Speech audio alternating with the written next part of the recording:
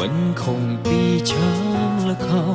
វិលខ្លួនតែមួយជុំស្រាប់តែដល់កូនលែងចាញ់ទៅមុខមិនរួចឯងមុនយំថ្មើខ្ញុំឃើញស្ដាំជុំរៀងគិនទៅជីវិតមនុស្សមិនទៀងជួបបាយក៏គ្មានអ្នកដឹងចំរៀងឈឺចាប់រងគេតែសម្រាប់តែខ្ញុំ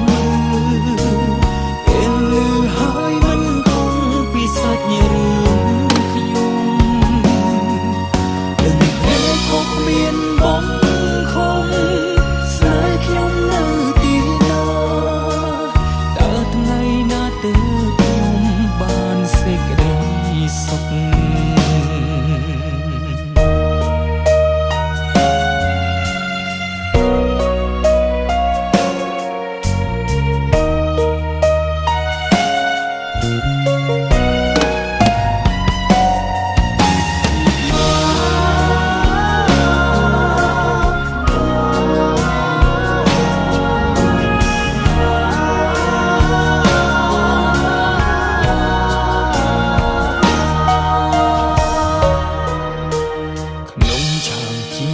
មនុស្ស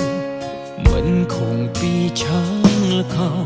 វិលខ្លួនតែមួយជុំស្រាប់តែដល់កូនលែងចាញ់ទៅមុខមិនរួចឯងមុនយំថ្មើនេះខ្ញុំឃើញស្ដាំចំរៀងគិនទៅជីវិតមនុស្សមិនទៀងជួបបាយក៏គ្មានអ្នកដឹងចំរៀងឈឺចាប់ទាំងគេតែសម្រាប់តែខ្ញុំពេលលឺហើយមិនគង់ពីសាច់រឿងខ្ញុំទឹកភ្នែកថោកគ្មានបងខំស្នេហ៍ខ្ញុំនៅទីណាតើថ្ងៃណាទៅខ្ញុំបានសេចក្តីសុខចំរឿងឈឺចាប់ទាំងអង្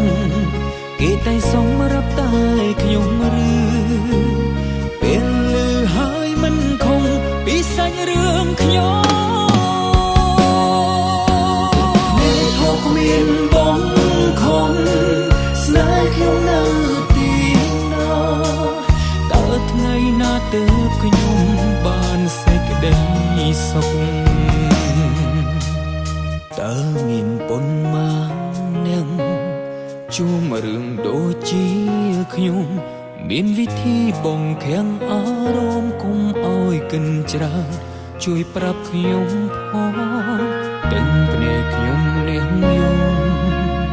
យំហើយជូតខ្លួនឯងដូចជាដងដង្ហើមក្នុងខ្សែរੂក្នុងសំឡេង